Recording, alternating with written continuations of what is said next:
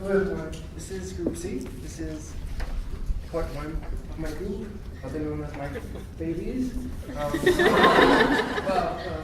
In a consular setting, Group C and Group A are my babies, but in terms of you guys, I guess they'll be considered my kids. I really wanted their voices to be heard and their opinions to be shared with you guys, so I did stress the importance of actually having two groups and two separate projects instead of just coming together and forming one big idea. So, so here goes. I really do hope that you all enjoy it.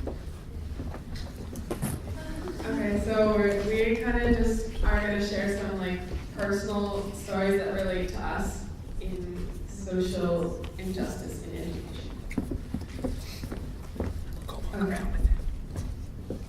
So I'm Julia Van Dyke. I'm from Ontario, Canada, and I'm 16 years old. I play in the PWHL, Provincial Women's Hockey League.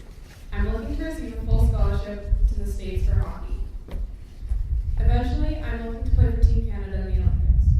The majority of women on the current team have attended a university or college in the United States. Why is this? Because people get more recognition in the US. It is unfair because people may not want to leave their home country or area. But Canadian universities do not offer huge scholarship money, massive media exposure, and all the associated prestige. Unlike US universities, Canadian universities are forbidden from offering athletic scholarships that exceed tuition and student fees, yet the vast majority get much less than that.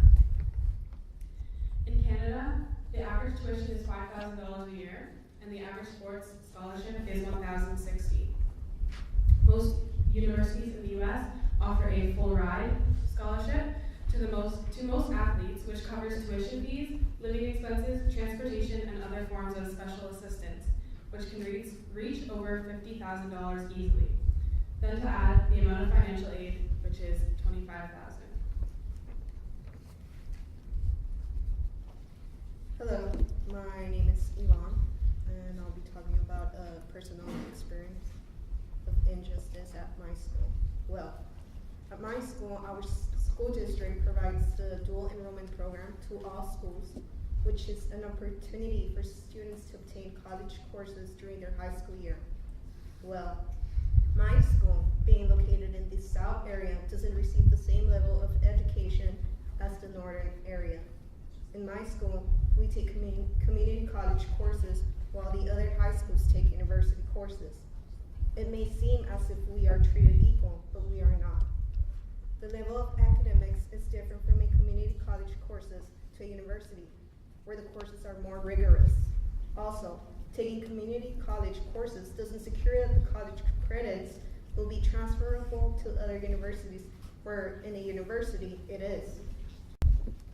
Hi there, my name is Jada Andrade. I'm 16 years old and I'm from the Cayman Islands. Where I'm from, we only have 2 public schools in Ireland. The majority of the schools are private, expensive, and elitist. Over the years, the public schools have been given a reputation for being, for lack of a better word, ghetto. Bad behavior, delinquency, and unreliability are our biggest characteristics. Of course, this isn't true. This is just a public stereotype. Not all public high school students do drugs, have a criminal record, or steal. This is just a small minority.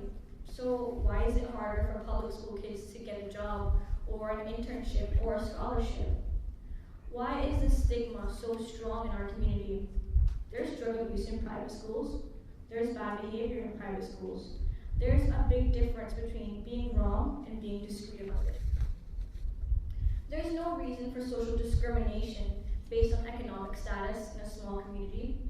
In the end, we're all students, just trying to navigate through high school, receiving similar levels of education, whether it be the mentality that public schools are ghetto or that we're less intelligent is not the issue.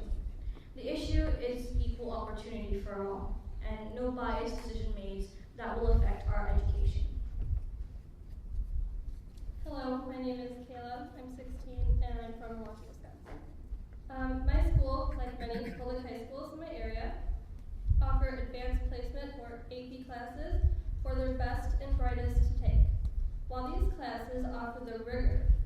opportunities for students' future. Too much pressure is put on students in these classes to have good grades and earn college credit. This pressure is sometimes too much to handle. My problem with this is that teachers sometimes don't allow students in these classes to go back down to classes which are quote-unquote easier. Personally, I am weak in math, yet I'm constantly told that my only choices for the next school years are AP Calculus or AP Statistics. I've reiterated many times to my previous math teacher that I have a heavy load already with 3 AP classes next year, and am unable to take any more while still participating in my extracurricular activities. In summary, just because I am at a level in my education where I am able to handle more work and higher level concepts, it doesn't mean that my only options are AP, AP, AP. Hello, my name is Zane. I'm from Texas. I just graduated my junior year in high school. It was my hardest year academically, not to mention the added stress of a little thing called the Scholastic Assessment Test, otherwise known as the SAT. Any kid who has the hope of going to a decent college must face this test and do well. Depending on their score, they may or may not have a good chance of getting into their desired college. This test is what the College Board calls standardized. In many ways, this is true. Everyone is given a certain amount of time to complete each part of the test, required to use the same types of pencil and the same kinds of calculator. One thing is not standardized, however, and it is the most important thing: preparation. Not everyone has the same access to the same quality of education or the same study materials, and therefore some may have an advantage over someone else. This can be seen in the scores of ethnic groups. Hispanics and African Americans are at the bottom, and whites are toward the top. Therefore, in order to give a standardized test, we must first standardize the education which everyone receives. Hello, I'm Vivek from Nepal.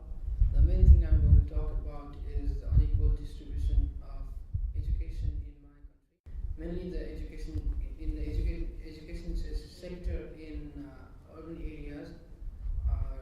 They are abundant, but there are hardly any schools in rural areas, and if there is any, they are really very far, like 2 or 3 hours walk. People in rural part of our country get very less opportunity to education than the people from urban part of my country. There are no desks and benches in the schools of the rural areas. Even government seems not much bothered about this thing. In some places, parents do not send their children to schools just because they want their children to go to do household activities. Mostly, girls are not sent to school because parents think that it's not useful sending them to school after all. They are going to some other's house after they get married. Even teachers are not interested in going to rural areas because these areas are less developed. The solution for this thing might be creating awareness among the people in the rural areas and asking them to send their children to school. Establishing schools with the help of some organizations and appealing government to give extra care to these areas where there are no schools. Thank you.